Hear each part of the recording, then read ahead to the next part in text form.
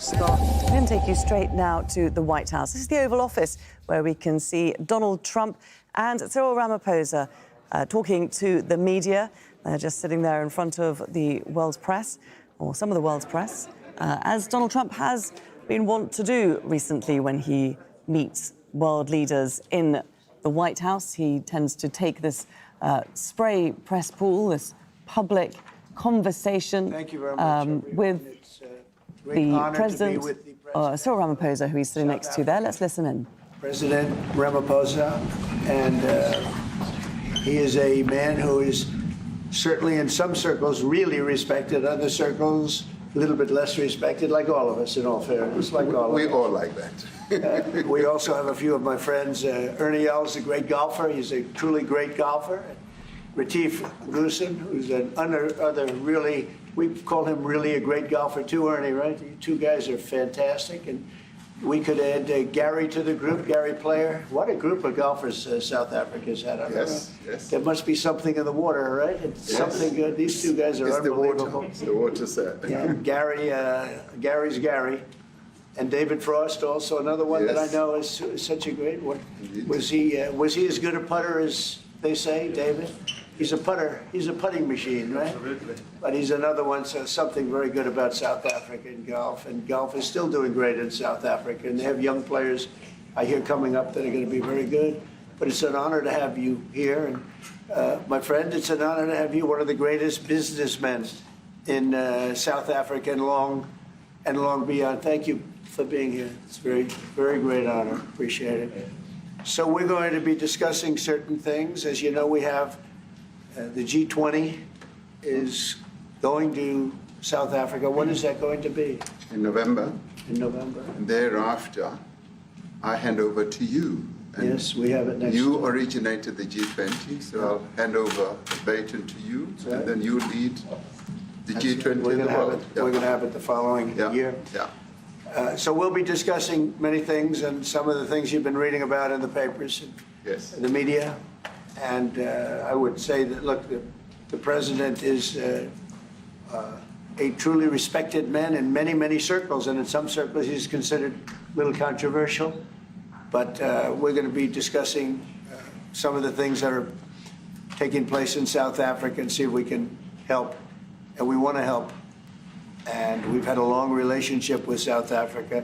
I have, because indirectly I have so many friends that live there. I have a lot of friends. I mean, these are famous guys, but I have a lot of friends that live there that are tremendous people. And we'll be discussing that. We'll have a nice conversation. And I really appreciate that you guys came along. It really helps us in our thought process. But it is a great honor to have you, and I appreciate you called. He called. I don't know where he got my number, but I picked up. He said, I want to come over and see you. That was my honor, and thank you very much for being here. You're most welcome. Thank you very much. Well, thank you very much for welcoming us to this reformed White House. I've been here before, and it looks really fantastic. I must congratulate you. Thank you. But I also thank you for allowing our delegation. This is a very mixed delegation that you've got. We've got people from government, my ministers. I've got someone from the trade union movement who we really collaborate with, and from business as well, and our sporting legends. When I spoke to you, you said, yes, come along and bring Gary Player, bring Ernie Els and Retief Goosen. I brought the two of them. Gary Player, I spoke to him. And he said, look, I'm getting rather on in my years, but wishes us luck in this discussion with you. So it's a real joy. And I'd also like to thank you for allowing your people to start discussions with us at the trade level. I mean, we are essentially here to reset the relationship between the United States and South Africa. We are long-standing partners in many, many ways. We've collaborated in many fields, in space issues, in energy, and in trade, and we therefore need to reset that, particularly in the light of some of the announcements that you made on trade and investment. So we want to advance more trade between the two of us, our two countries, and our people now have been empowered by yourself and by myself to start engaging. And we hope that we will be able to fuel that engagement during our talks.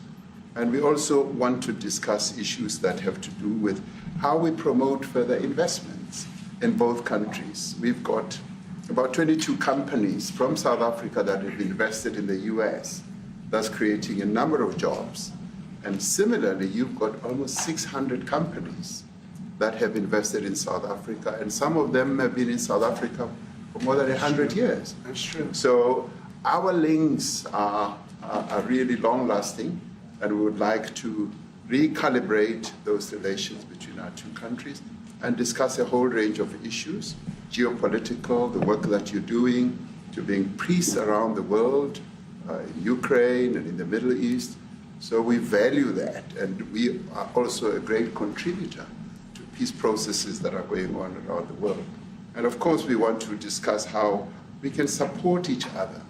You are a much bigger economy than we are. We're just a tiny economy, but we rely on each other on a number of issues. We've got critical minerals that you want to fuel the growth of your own economy and reindustrialize. So we have that on offer, including rare earth minerals. So all that combination of opportunity and the products that we buy from you, as well as what we sell to you, I believe makes up a really good and powerful relationship, which we need to strengthen, which we need to engender. And that is really what has brought us here. And we are really privileged to have great South Africans in the mix. As you said, you'd like to see them as well. And I brought you a really fantastic golf book. Weighs 14 kilograms. Oh, that sounds good. And it showcases the golf courses in our country. Johan Rupert wrote preface, so did Annie Els.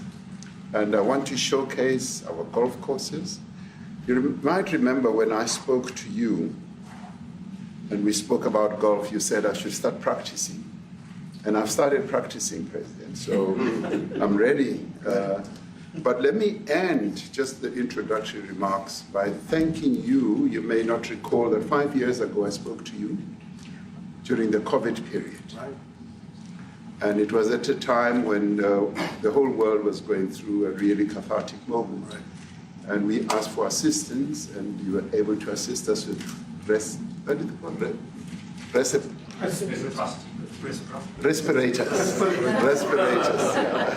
Respirators, and you kept to your word, and you delivered respirators to us. We didn't have as many in our country, and it really helped to help us deal with COVID. So I'm here also to say thank you and to thank the people of America for having helped us during a really difficult time. Being the small economy that we are, we needed help from around the world. And you were there to provide that. So thank you very much. I remember the call. Yeah. We sent 150 respirators. We became the respirator king. We started making them. Nobody had them.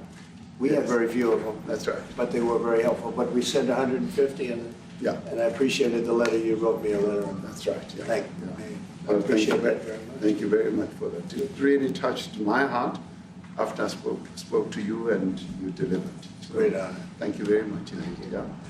Any questions, please? Mr. President, you welcome white Afrikaner refugees here. Can you explain to Americans why it's appropriate to welcome white Afrikaners here when other refugees like Afghans, Venezuelans, Haitians have all had their protected status revoked?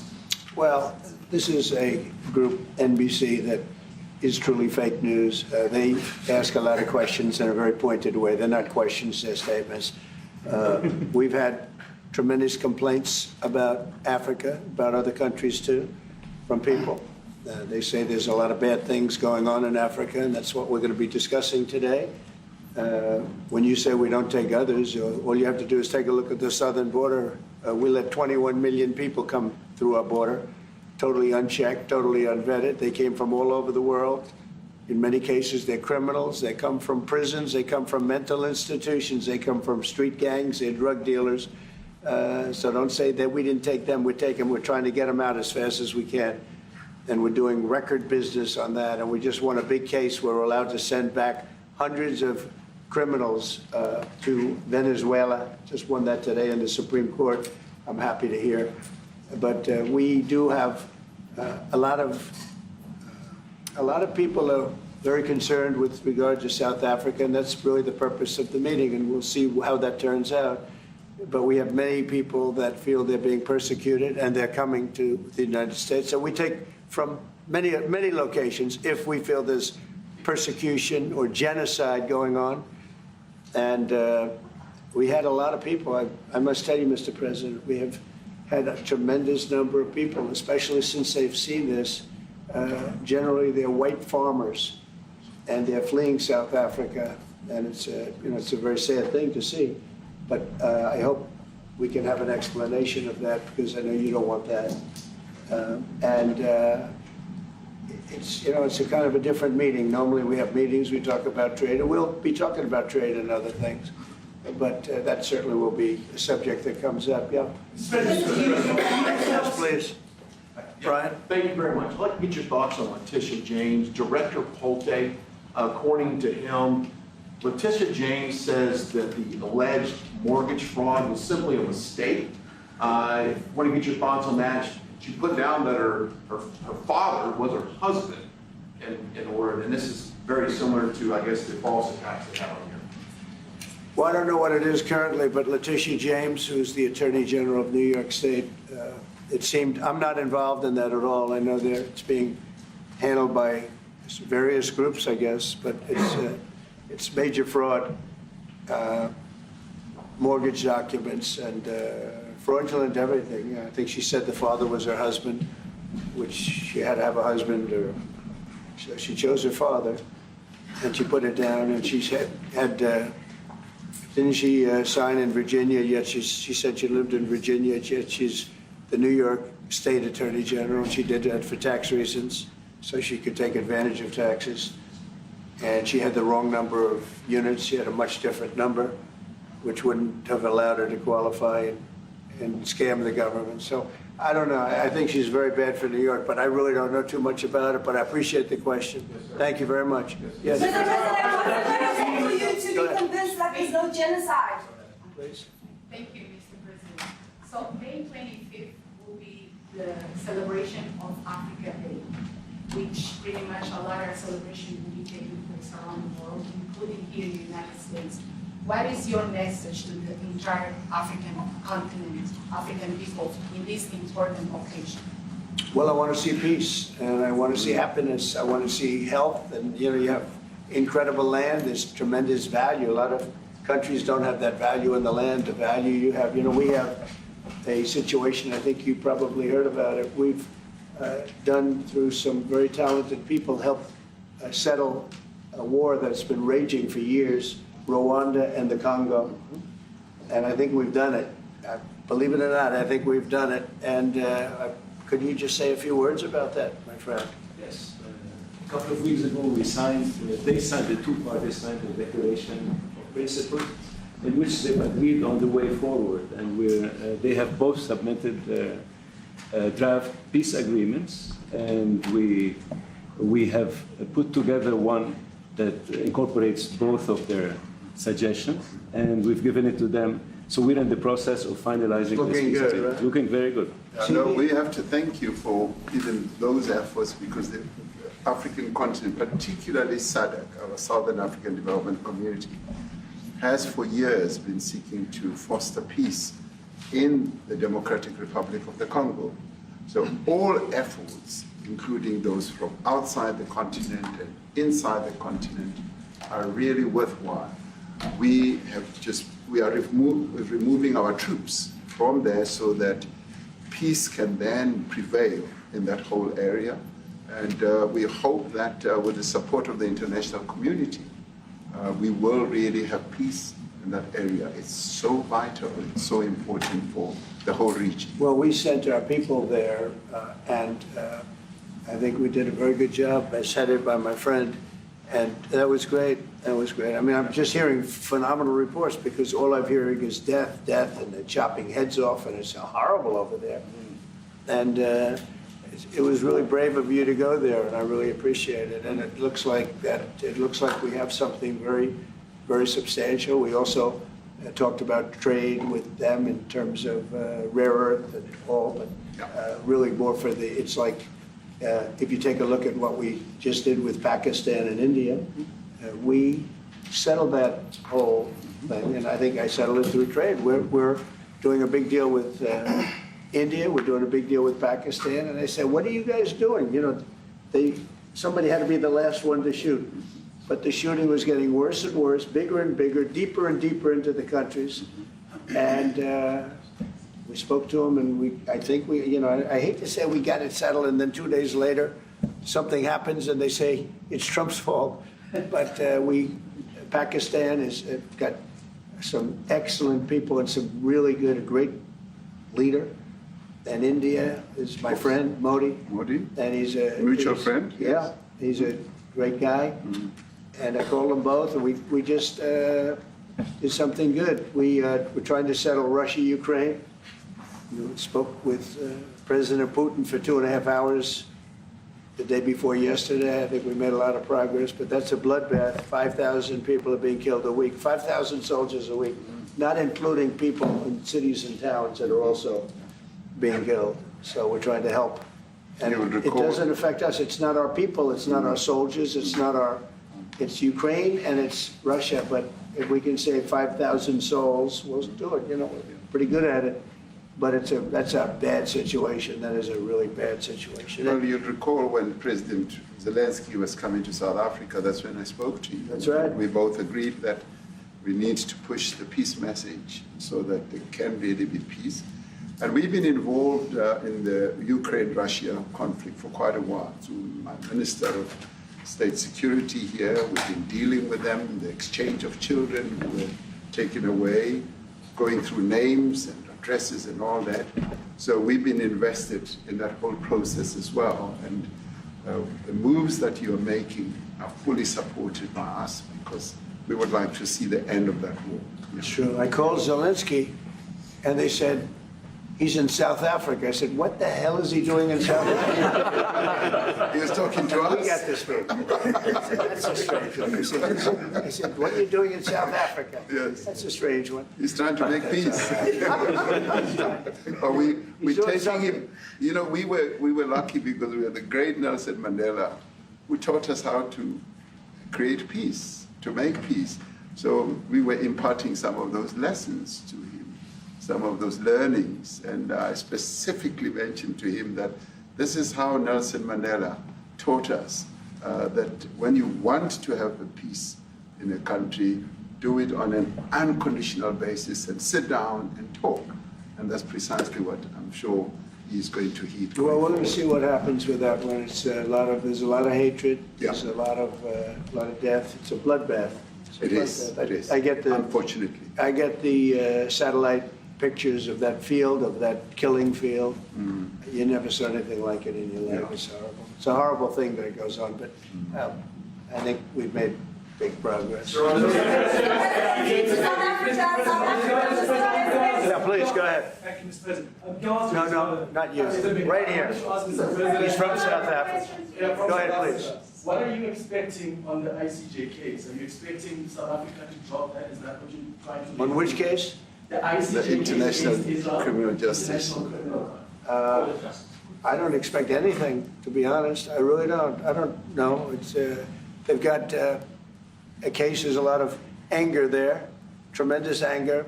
I don't expect anything. We'll see what happens. We'll have a ruling, and who knows what the ruling is going to mean. Yeah. On that subject of Gaza, Mr. President, are you going to be speaking to Prime Minister Netanyahu about Israel's renewed offensive there? There's been a lot of concern from European countries. The Pope has expressed concern. Are you going to be asking Prime Minister Netanyahu to tone down the offensive in Gaza to let more aid in? Was that a question or a statement? It's a question. This guy's, you never change. Mr. President, this time, what would it take for you to be convinced that there's no white genocide in South Africa? Well, I can answer that for President. It's for him. No, seriously. I'd rather have him answer. Yeah, I'd rather answer that. It will be. Our president will respond to you. Yeah, let me. Thank you, Mr. President. It will take President Trump listening to the voices of South Africans, some of whom are his good friends, like those who are here. When we have talks between us on the around a quiet table, it will take President Trump to listen to them. I'm not going to be repeating what I've been saying. I would say if there was Afrikaner farmer genocide, I can bet you these three gentlemen would not be here, including my Minister of Agriculture. He would not be with me. So it'll take him, President Trump, listening to their stories, to their perspective. That is the answer to your question. But, Mr. President, I must say that we have, wait. We have thousands of stories talking about it. Sure. And we have documentaries, we have news stories, and that, is Natalie here, somebody here to turn that? I could show you a couple of things, and it has to be responded to. Yeah, sure. Let me see the articles, please, if you would, and turn the lights down. Turn the lights down, and just put this on. It's right behind you. Johan. There's nothing this parliament can do.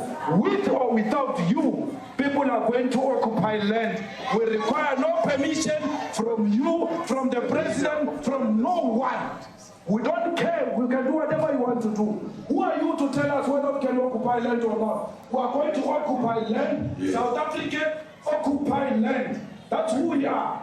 Whatever to do, can we drop my membership from this useless parliament? Honorable. Yes, honorable member. Must never be scared to kill. A revolution demands that at some point there must be killing, because the killing is part of a revolutionary act. Shoot to kill, Yamaza, kill the poor, the farmer, kill the poor, the farmer, pa, pa, pa, pa, to kill, Yamaza, kill the poor, the farmer, kill the poor, the farmer. The mayor of DA in PE is a white man. So these people, when you want to hit them hard, go after a white man. They feel a terrible pain because you have touched a white man. Not because Mashama and Soli will not be touched. They will be touched, no one. But we are starting with this whiteness. We are cutting the throat of whiteness. Shoot to kill, Yamaza, kill the brewer, the farmer, kill the brewer, the farmer, pa, pa, pa. Shoot to kill, Yamaza, kill the brewer, the farmer, kill the brewer, the farmer, pa.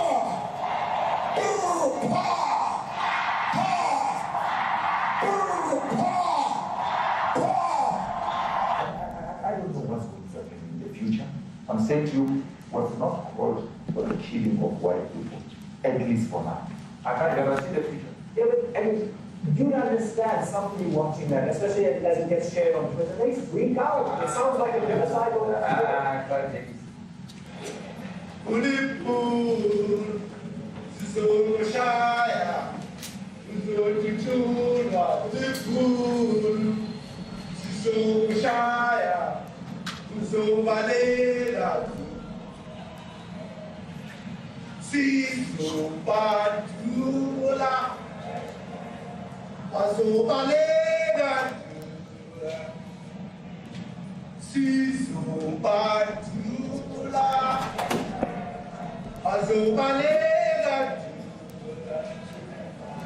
Who will expropriate land without compensation, whether they like it or not. If they object, they can seek refugee in America. Now this is very bad. These are burial sites right here. Burial sites. Over 1,000 of white farmers, and those cars are lined up to pay love on a Sunday morning. Each one of those white things you see is a cross, and there's approximately 1,000 of them. They're all white farmers, the family of white farmers. And those cars aren't driving, they're stopped there to pay respects to their family member who's killed. And it's a terrible sight. I've never seen anything like it. Both sides of the road, you have crosses.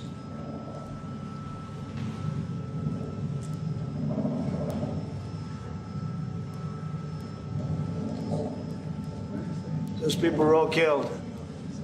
Have they told you where that is, Mr. President? No, I'd like to know where that is, because this I've never seen. But okay. I mean, it's in South Africa. That's we need to find out.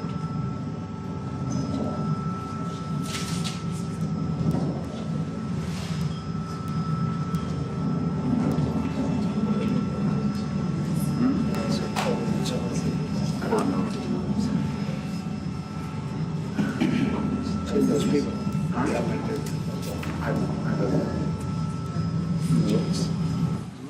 Okay. Mr. President, the Pentagon announced that it would be accepting a Qatari jet to be used as Air Force One. What are you talking about? What are you talking about? You know, you to get out of here. What does this have to do with the Qatari jet? They're giving the United States Air Force a jet, okay? And it's a great thing. We're talking about a lot of other things. It's NBC trying to get off the subject of what you just saw. You are a real, you're a terrible reporter. Number one, you don't have what it takes to be a reporter. You're not smart enough. But for you to go into a subject about a jet that was given to the United States Air Force, which is a very nice thing, they also gave $5.1 trillion worth of investment in addition to the jet. Go back, you ought to go back to your studio at NBC, because Brian Roberts and the people that run that place, they ought to be investigated. They are so terrible the way you run that network, and you're a disgrace. No more questions from you. Go ahead. Go ahead, talk about that. His name is Peter something. He's a terrible in South Africa. Thank you very much. Thank you very much, Jim. What would you like President Ramaphosa to do about the situation? I don't know. Just seen on the screen. I don't know. Look, these are articles over the last few days. Death of people. Death. Horrible death. Death. I don't know. But you know that To pick anyone, white South Africans are fleeing because of the violence and racist laws. And this is all, I mean, I'll give these to you. No, I'd like so to- when you say, what would I like to do? I don't know what to do. Look at this. White South African couple say that they were attacked violently. President Trump, when will you go and see for yourself if it isn't? Well, I could do that. Look, here's burial sites all over the place. These are all white farmers that are being buried. President Trump. And he asks about a jet that was given. You ought to be ashamed of yourself. You know, you are so bad. You're such a bad reporter. If you're committing genocide, why invite us? President Trump. Mr. President This is Trump. one after another. This family was wiped out. I'm just looking. Can you get a President response from Ramaphosa, President can you give us your Ramaphosa? reaction to those videos, Mr. President? President Yes, I Trump. want to react. Well, I think the videos are so. No. When you look at the videos, I mean, how does it get worse? And these are people that are officials, and they're saying that kill the white farmer and take their land. That's what it is. And I have other friends in South Africa. I have people that left. One in particular that says you can't go there. He said they want to take your land. They take your land and they kill you. It's okay, and they say it's okay to do. Now we're going to talk about it. We're going to. But this is a tremendous look. This is a story recent. Yeah. These are all people that recently got killed. Yeah. And I don't know how it can get any worse. These are, and And you know, the men that you saw, the people that you saw in that movie, those are officials. Those are people that were in office. They had one march, they had a dance in your parliament, whatever you may call it, legislature. But let me clarify that. Yeah. Let me clarify that, because what you saw, the speeches that were being made, one, that is not government policy. We have a multi-party democracy in South Africa that allows people to express themselves, political parties to adhere to various policies, and in many cases, or in some cases, those policies do not go along with government policy. Our government policy is completely against what he was saying, even in the parliament.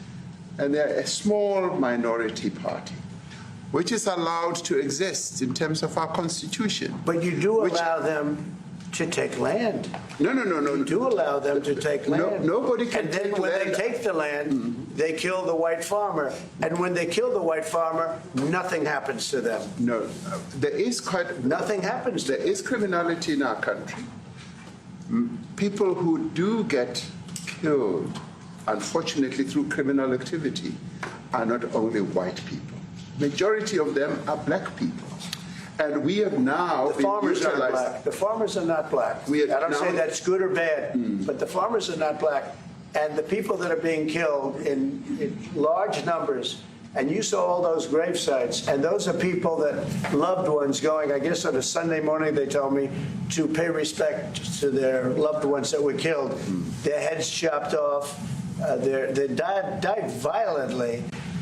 And, you know, I mean, we're here to talk about it, and I didn't know we'd get involved here. But I will say this, that if the news wasn't fake, like NBC, which is fake news, totally, one of the worst, ABC, NBC, CBS, horrible. But if they weren't fake news like this jerk that we have here, if we had real reporters, they'd be covering it. But the fake news in this country doesn't talk about that. They don't want to talk about it, but now they have to talk about it. But they won't. This won't even be a subject. They'll have him talking about why did a country give a free, think of this, why did a country give an airplane to the United States Air Force? Okay, the United States, not to me, to the United States Air Force, so they could help us out, because we need an Air Force One until that's Air Force One, it's being built. 2 of them being built. But Boeing's a little bit late, unfortunately. So why did they give us a plane to the United States Air Force? That's what that idiot talks about after viewing a thing where thousands of people are dead. I'm sorry, I don't have a plane to give you. I wish you did. I would take it. If your country offered the United States Air Force a plane, I would take it. Okay. But coming back to this issue, which I really would like us to talk about, and talk about it very calmly. We were taught by Nelson Mandela that whenever there are problems, people need to sit down around a table and talk about them. Well, there are and this is precisely what we would also like to talk about, including, of course, trade matters, investment matters. So the issues that concern you as the United States. Those are all recent. Those are all deaths. Yeah, in many ways, I mean, one should say you are a partner of South Africa, and you are raising concerns. And these are concerns that we are willing to talk to you about. Let me just add quickly, you know, the criminality that we are experiencing in our country needs quite a lot of technological capability. And in one of our areas in South Africa, we're using US technology, which is able to, in many ways, identify where shootings are happening and all that. And I'd like to talk about that, because there is support that we can get from you as the United States to help us deal with all these acts of criminality. And that is what I believe partnership is all about. And we are here as a partner so that we can help each other whenever there are challenges. So I'd like us to discuss it, and of course outside of the media, so that we sit down and have a really good discussion that will lead to good outcomes. Are there any other punitive measures that could be in place should you not be satisfied that South Africa is fixing some of the very bad things, inverted commas, that you tweeted are happening? Well, there are a lot of bad things happening in many countries, but this in particular has been very, very bad, very bad. And because of we're going to have the whole world watching in another short period of time because you have the G20, and that's a big deal. And it seems like, I want you to look good. I don't want you to look bad. Very good. But we have hundreds of people, thousands of people trying to come into our country because they feel they're going to be killed and their land is going to be confiscated. And you do have laws that were passed that gives you the right to confiscate land for no payment. You can take away land for no payment. I want to clarify that because we have a constitution. Our constitution guarantees and protects the sanctity of tenure of land ownership. And that constitution protects all South Africans with regard to land ownership. However, we do say, because we've got to deal with the past, the government, and as your government also has the right to expropriate land for public use. And you're doing that. And we've never really gotten underway with that. And we are going to be doing so. You're taking people's land away we have not. from them. And those people in many cases are being executed. They're being executed. And they happen to be white, and most of them happen to be farmers. Mm-hmm. And that's a tough situation. I don't know how you explain that. How do you explain that? They're taking people's land away, and in many cases those people are being executed, and in many cases it's not the government that's doing it, it's people that kill them and then take their land, and nothing happens to them. But we have thousands of people that want to come into our country. They're also going to Australia in a smaller number. But we have thousands of people that want to come into our country, and they're white farmers, and they feel that they're going to die in South Africa, and it's a bad thing. Yeah, what can South Africa do? What concessions would you like to see them make to improve relations with the United States? Then I have one more for President Ramaphosa afterwards. Well, we just spoke about it. I got them a very, very complex machine, 150 of them. I was asked by the president if it could help, and I did that. And, I have great feeling for all countries. I deal with all countries, but I have a great feeling for South Africa because I have friends. I have a couple of friends, a few friends here today. I have many friends from South Africa, but many of those friends are not, they can't go back. I have Elon is from South Africa. I don't want to get Elon involved. That's all I have to do, get him into another thing. But Elon happens to be from South Africa. This is what Elon wanted. He actually came here on a different subject, sending rockets to Mars, okay? He likes that better. He likes that subject better. But Elon is from South. I want to talk to him about that. I don't think it's fair to him. That's right. But I will say that people are fleeing South Africa for their own safety. Their land is being confiscated, and in many cases they're being killed. And that scene of, you see how many crosses they have. Those crosses, that's a dead person in every one of them. And those trucks or cars are paying their respects to all of those dead people on a Sunday morning. That's a rough thing to explain away. And the problem we have, and the way, a correct and a fair media exposes things. But we have a very corrupt media. They won't even report this. If this were the other way around, it would be the biggest story. Now, I will say apartheid, terrible. That was the biggest story. That was reported all the time. This is sort of the opposite of apartheid. What's happening now is never reported. Nobody knows about it. All we know is we're being inundated with people, with white farmers from South Africa. And it's a big problem. Marco Rubio was telling me he's never seen anything like it. The numbers of people that want to leave South Africa because they feel they're going to be dead very soon. Yes, please. I was going to say, President Brian, go. if I could just ask you a question. 72% of farmers in your country are white. If they flee, do you feel that maybe the economy could collapse? You may not have a gap to fill in those people that need to replace those farmers. I'd like my Minister of Agriculture, who is white, who comes from an opposition party to mine, who's joined my government at my invitation to address this very issue, including the question that you've just raised.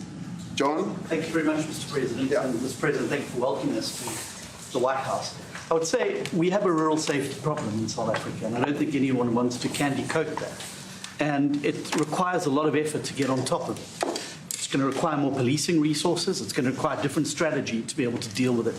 But certainly the majority of South Africa's commercial and smallholder farmers really do want to stay in South Africa and make it work. And I've just come from the largest agricultural show in the Southern Hemisphere with organized agriculture and farmers, and the majority of them want to stay.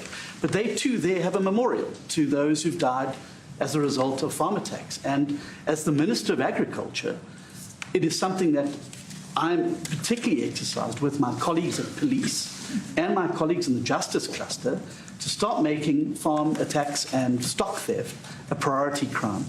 And it affects all farmers in South Africa, particularly stock theft. It has a disproportionate effect on smallholder black farmers.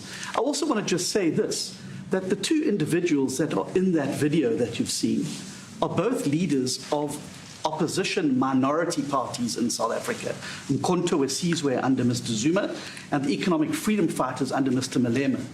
Now, the reason that my party, the Democratic Alliance, which has been an opposition party for over 30 years, chose to join hands with Mr. Ramaphosa's party was precisely to keep those people out of power. We cannot have those people sitting in the union buildings making decisions. And that is why after 30 years of us exchanging barbs across the floor in Parliament and trying to get one over on each other, we've decided to join hands precisely to keep that lot out of government, because the day they get in to the doors of the union buildings in South Africa or control of our parliament, that's what you're going to see. And that is why this government, working together, needs the support of our allies around the world so that we can strengthen our hand, grow our economy, and shut the door forever on that rabble getting through the doors of the union buildings, because then South Africa's future would be... So you denounced that type of language in the video that you saw? Oh, yes. We've always done so. As government, as my own party, we are completely opposed to that.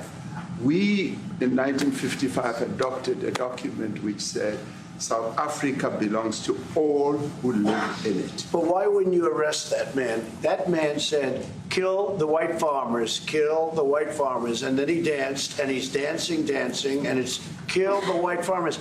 I'm not sure, but I think if somebody got up in Parliament and started saying kill a certain group of people, he would be arrested very quickly.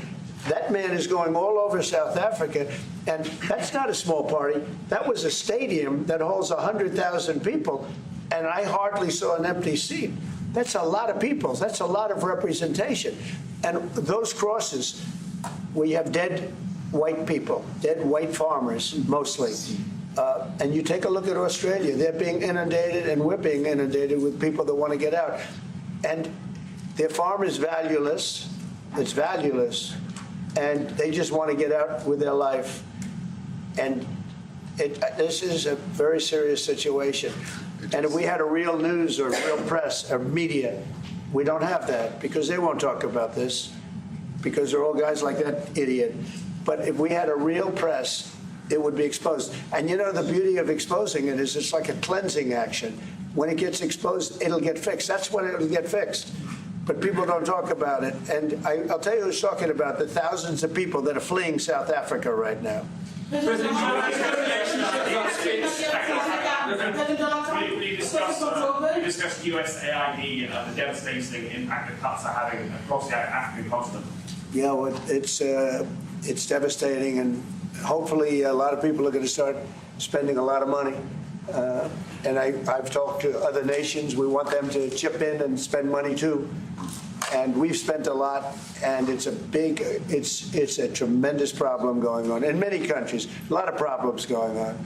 The United States always gets the request for money. Nobody else helps, as you know. Europe doesn't help. Europe hasn't given anything. All they do is sue our companies. You know, they sue Apple, and they sue all of our companies Apple had to pay $17 billion on a nonsense lawsuit. Very unfair. But we're going to always be there to help. President, the Afrikaner is shown rights to South African broadcasting. If this Afrikaner resettlement issue is resolved, you're going to go into a room after this, you guys are going to talk. If it is resolved, what is the potential for the future-looking relationship? It's fantastic. It's got to be resolved. It should be resolved. It's a little bit bad when you see a stadium with 100,000 people in it, because that means it's more than just a little movement. It's a pretty big movement in South Africa. So it has to be resolved. It'll be the end of the country if it's not resolved. But is there potential for the relationship moving forward? I hope so. That's why I'm here. I mean, I'm not here for my health. I'm here to see what can do something. No, I'd like to see. I have friends. I can tell you, Ernie Els and Retief Goosen, they feel so strongly they wanted to be here on behalf of South Africa, not on behalf of me. Yes. And, you know, they said, can we be here for this? Because they love the country. Ernie, do you guys want to say a couple of words or anything? I hate to put you in this, but this is tougher than sinking a 3-footer. And they've sank many 3-footers. Thank you, Mr. President. And thanks for the honor of being here. We've known each other a long time. We have spoken. You know, we're proud South Africans. I still have my South African passport. You know, we travel with this passport, you know, and I got my visa here. So, you know, but we want to see things get better in our home country. That's the bottom line.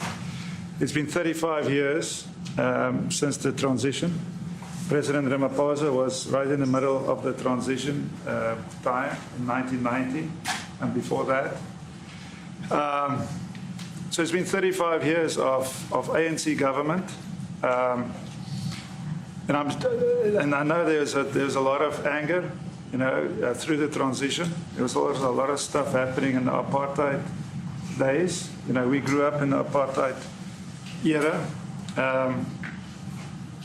but I don't think two wrongs makes a right. You know, President Mandela, when he came out of prison for all that time, didn't come out with hatred, you know, and really unified our nation through sport. You know, we won the Rugby World Cup in '95. 4 times.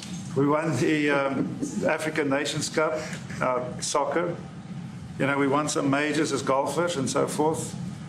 So what I'm trying to say is, you know, this has been a long time coming.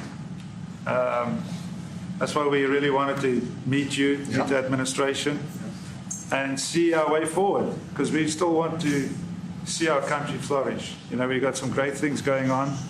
Business is getting involved with government. Farmers are getting involved in local municipalities, trying to rebuild some of the infrastructure that's been decaying for a long time. So there's a lot of coexistence going on and help from a lot of areas. But I feel we need the US to push this thing through. We've got a great ally if we can have the US. It's always been an ally of South Africa for a very long time. Even in the days of the war, you know, up in Angola, you know, you guys helped us. So very important for us to have your support and, you know, get the change we need. Why did you do that well? He might have done that even better than he plays golf, which is almost impossible. Johan, please. President, if you had to wide all of those tapes properly, you will see I'm the biggest target of that rabble-rouser. Number one for over 10 years, Mr. Malema. In fact, the first time I met him, he was in a youth league with that gentleman, and look how he's changed. Right. We have too many deaths, but it's across the board. It's not only white farmers, it's across the board. And we need technological help. We need Starlink at every little police station. We need drones I actually got drones donated for the peace parks to stop elephant and rhino poaching. And his predecessor stopped the importation because he said the United States would spy on us. I mean, you are basics, the ridicule. So if you can help us. Remember, sir, you and I lived in New York in the 70s. We never thought New York could be what it became. 2 commissioners, a tough mayor. We need your help to stop this awful killing. But it's across the board. Ernie is right now building a house in George. I'm building 3 cottages for my grandchildren on a farm outside Graaff-Reinet. I often go to bed without locking the door. And we have a serious problem with illegal aliens who stream across the border. And if you really look at our statistics, a lot of these murders, firstly, it's unemployment and illegal aliens. And then I met Vice President Vance many years ago at a Charlie Rose show. And my wife loved his book. And she reminded me this morning that you emphasized the devastation that occurs when big companies leave towns and cities, and there's a culture of dependency that develops. I remember you discussing it. Now that's our problem. If we don't get our economy to grow, the culture of dependency and the lawlessness will increase. I've again been against apartheid all my life, and I'm their #1 target. Please just Google my name and Malema. You'll see it, sir. Yeah. He marched on the farm. But the crime is bad. The crime is terrible, sir, but Mr. Steenhuisen won't admit to it, but he runs the Western Cape, where I live. And the biggest murder rate is in the Cape Flats.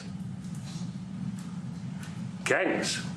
We've got gang warfare, like your M33, whatever these guys. We've got equivalents there, but we need your help, sir. And we need Elon technology. Well, one of the real areas of support is really in investments. We've got to grow our economy, because through growing the economy, we're then able to create more jobs. Because crime really thrives where there is inequality and unemployment. And that is one of the reasons that has brought us here, to improve our investment relations, our trade relations, so that we can preserve the number of jobs that your companies have created in South Africa. By virtue of what we export to you, we are able to create up to 500,000 jobs in the auto industry, in the agricultural industry, and a number of other industries, mining, where we export things to you. And we also know that as South African companies invest here, you are also able to create jobs. So it's a mutually beneficial relationship. So our main real reason for being here is to foster trade and investment, so that we are able to grow our economy with your support, and so that we are also able to address all these societal problems, because criminality thrives when people are unemployed, when they have no other hope to eke out a living. So that is what we need to resolve. And your support, your partnership with us is what is really going to give us a strong capability to move forward. Retief, do you have, excuse me, do you have anything to say? I mean, I don't want to leave you out. You know, the guy won 3 or 4 majors. 3 or 4? No, only 2. 2. That's a lot. By the way, 2's a lot. A lot of tournaments you won, too. Do you have anything to say? Yeah, thank you, Mr. President. President Ramaphosa. I grew up in an area in South Africa that is a farmland area, Polokwane. Yep. And there is some issues up there. Obviously, my dad was a property developer as well as a part-time farmer. And yeah, some of these buddy farmers got killed. The farm is still going. My brothers run it, but it's a constant battle with farms they're trying to burn the farms down to chase you away. So it is a concern to try and make a living as a farmer. And at the end of the day, without farmers, there's no food on the plate. So we need the farmers to produce the food. Farming, right? He wouldn't do it. He wouldn't even want to do what you're doing, right? They love farming. They don't want to leave. But it's a struggle. Yeah, and food and fresh water is the most important thing in life. Without those two things, you can't survive. How is the water there? The water is great. Obviously, all the water comes out of the borehole, out of ground for us down there. But yeah, it is a battle to get the water out sometimes when all the equipment gets stolen all the time that you're trying to get the water out. So does your family and your brother, do they feel safe on the farm? They live behind electric fences, try and be at night safe. But it is constant whenever you leave that something could happen. And there's nowhere to live. Both of them has been attacked in their houses. My mom's been attacked in her house when she was 80. So it is difficult. But the guys live a great life despite everything going on. Something. President Trump, I brought along the president of the largest trade union in our country, Ziggy Solosi, because she leads many, many workers, more than 1 million, 2 million workers. And maybe we should give her a chance to say something because she's come all the way to join us. Thank you very much, Mr. President. Thank you. President, for extending the invitation to us as organized labor. And I must say that we are here to support the initiatives that has been made by our government with business, of course, as organized labor. We've been coming to Washington on the AGOA trade relations in the previous regime. And I think at the center of it all, for me, it is exactly what Mr. Rupert has said, the importance of us growing the economy. We have always emphasized when we were here and kept on coming and negotiating on AGOA that the 600 US companies that are based in South Africa, as you said, President Ramaphosa, 500,000 jobs will be wiped out. We need more foreign direct investment in our country. We are not just talking about those that will lose employment, but we are talking about over 40% of people that are unemployed, that have no hope of ever finding a job. And we think that, correctly, as they have said, that we need to deal with the issue of porous borders in our country, so that everyone that comes in is documented. We also need to, and I would have thought that the minister would address the issue of land expropriation and how the policy works in South Africa. Recently, President, as you were preparing to come here on the news, in, I think, KwaZulu-Natal, there was a handover of farms, and white farmers were saying, we are donating the land, but also there's a willing buyer, willing seller in South Africa. So there is no expropriation without compensation, but it is a willing buyer, willing seller. And that white farmer was even saying, President, that the government is even paying more in buying the land than what the land is worth of. And I think those are the realities, President, that we must say that we need to address, of course, but also the importance of agriculture linked to AGOA. People rely on it, and I think, as Retief have said, for survival and living. But lastly, for me, President, is also the issue of the crime statistics. There is no doubt about it that we are a violent nation, for a number of reasons, and we're not condoning anything. But also, if you go into the rural areas where black majority are, you would see women, elderly, being raped, being killed, being murdered. And these are black elderly women that would be found throat slits, raped multiple times, and all of that. And the problem in South Africa, it is not necessarily about race, but it is about crime. And we think that we are here to say, how do we both nations work together to reset, to really talk about investment, but also help us in how we can have the technology and everything that is needed, President, to really address the levels of crime that we have in our country. Thank you very much. Thank you very much. Genocide is a very strong word. I'm wondering if you've made up your mind as to whether you believe genocide is occurring in South Africa, or you still have doubts, and if you have made up your mind, why invite President Ramaphosa here today for this conversation? Well, I haven't made up my mind. I hate to see it from the standpoint of South Africa, but also, I'm trying to save lives. I'm working with Russia and Ukraine. I don't have to do that. It's not our war. It was started by other people. It was helped along by our past administration. It would have never happened if I were president, but I'm trying to save lives.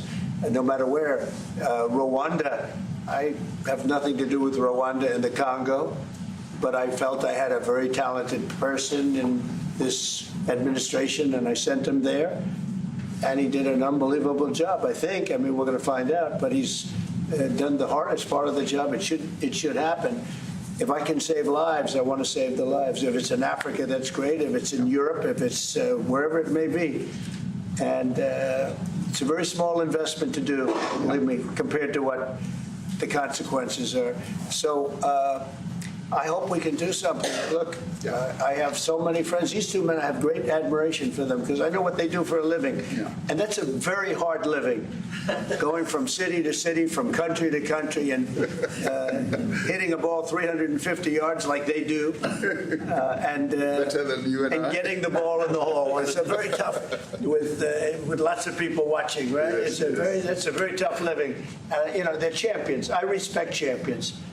And I respect very much, and I think the country is very lucky. They really wanted to be here. That's true. They could be elsewhere. They could be on a beautiful fairway someplace, and they wanted to be here. So.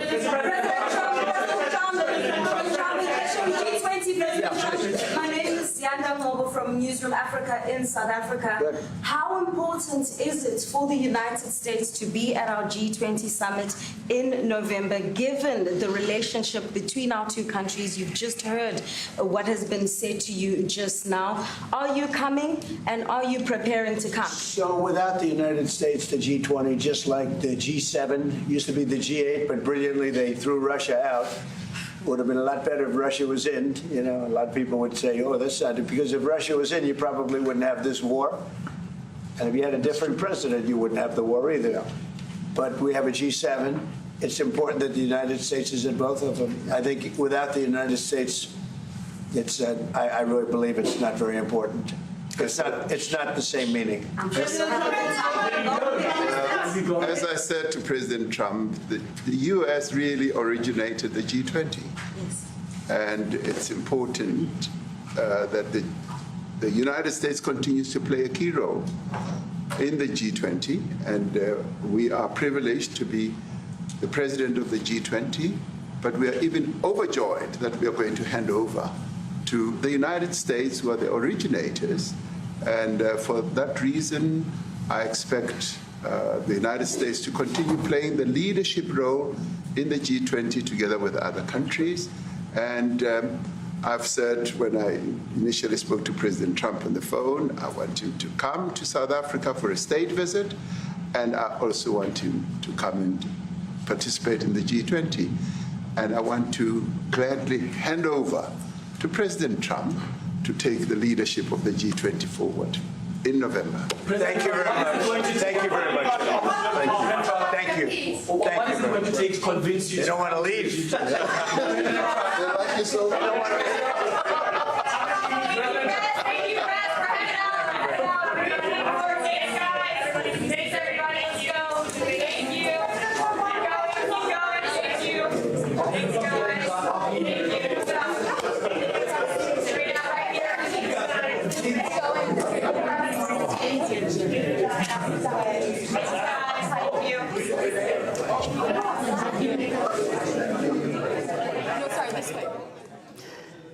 There we've been watching an extraordinary meeting at the Oval Office at the White House between the US President Donald Trump and the South African President Cyril Ramaphosa and his delegation, which arrived just moments before that meeting at the White House. It started as a civil, warm meeting between the two leaders who were looking to reset tricky relations between the two sides, but it did descend into an emotional attack on South Africa over Trump's unsubstantiated claims of white genocide in South Africa. We've got correspondents in South Africa and indeed at the White House who are listening into that meeting. We'll be going to both of them for their views on it. First of all, let's go to Johannesburg, where we can join our correspondent Fahmida Miller. So, Fahmida, I mean, it was clearly an emotional meeting at times, quite a lot of the time, and it was held in front of the world's media. And Ramaphosa, it has to be said, was extremely restrained in the face of very provocative circumstances. I think we've got some video that we can show of the video that was used in that meeting to show to Ramaphosa, which he had trouble even seeing. He kept having to lean forward and lean around. It was very awkward. He then got presented a whole list of articles supposedly detailing the white genocide. Could you please give us some context as to what we were watching in that video and what those articles contained? Well, Laura, if we look at that video and some of those article printouts that Trump had, he certainly came to that meeting prepared, wanting to justify these claims that he's put forward about a white genocide. Now, in that video, we heard opposition leader, opposition leader Julius Malema, the economic freedom fighters leader, chant, kill the Boer, kill the farmer. This is what we've heard from him for many years now, and it, of course, is very controversial in South Africa. It does anger a lot of people, specifically those in the white community, in that they feel threatened. They feel that it is hate speech. It's been taken to the Constitutional Court. It continues to be a contentious issue, given that he continues to and is allowed to make those utterances. Now, when we've spoken to a civil rights organization, AfriForum, and it represents the most number of Afrikaners in South Africa, their leadership has said that they're disappointed that Cyril Ramaphosa has not condemned Julius Malema for making those statements, in that they and their families, Afrikaner people, do feel threatened. Those kind of statements are uncalled for, and those kind of statements have been justified in terms of being perhaps a call to action, a call for revolution around equality for all South Africans. Many would say that it's not to be taken literally. Nonetheless, it upsets a lot of people. It was used by Trump today to justify the claims that he's making around a white genocide. We heard from South African President, as well as his ministers and a couple of people included in that delegation, that there is no genocide in South Africa. Is there a crime issue in South Africa? Absolutely. South Africa has one of the highest crime rates in the world, and often very violent crime. It is debatable whether Afrikaner farmers on farms are specifically targeted. Many have argued that they are in rural areas, which oftentimes are isolated and, of course, makes them vulnerable. But we have very high levels of crime across the country. And just wanting to point out one other thing is that 49 farmers were killed in South Africa in 2023. That's of a murder rate of 29,000 in the country. We had 32 in 2024, Afrikaners, farmers, and 27,000 people were killed. So it remains a very contentious issue around genocide, and I'm sure that Ramaphosa will deal with that in the meeting that's due to come. Absolutely. OK, many thanks. Fahmida Miller joining us there from Johannesburg. Let's go now to Alan Fisher. He joins us from outside the White House. So, Alan, yet another spectacle in the Oval Office. It'll go down in history. I mean, Trump clearly prepared to go on the attack, but Ramaphosa's delegation was also prepared to meet it head-on. Well, you've just seen how sausages are made. You know how people say you should never see that? You saw what normally happens behind closed doors during meetings with politicians at this sort of level happen in front of the cameras and the world media. Essentially, Donald Trump playing a video to Cyril Ramaphosa, who initially looked at it, looked away, frustrated initially, but then angry that this was happening. He couldn't quite believe that this was happening in the Oval Office, and to a degree, the South Africans may well feel that this was an ambush. Donald Trump then producing reams of articles produced by one of his aides who detailed exactly what was happening, what he has described as a white genocide in South Africa. Cyril Ramaphosa remained perhaps the calmest man in the room, trying to explain that that simply wasn't happening, and he had others there to support his case. And that is why he brought the likes of Ernie Els and Retief Goosen, golfers, not international politicians, not people who are involved in the intricacies of governance, but golfers, because they knew that that would appeal to Donald Trump because of his love of the game. And they tried to explain to him the situation in South Africa. But it's clear that Donald Trump was very much fixed on his idea that there was some serious issues to be addressed by Cyril Ramaphosa. He is trying to get relations between the United States and South Africa back on track. They have been derailed because of this row. Many people believe that Donald Trump's argument is being amplified by Elon Musk and the claims that he is making.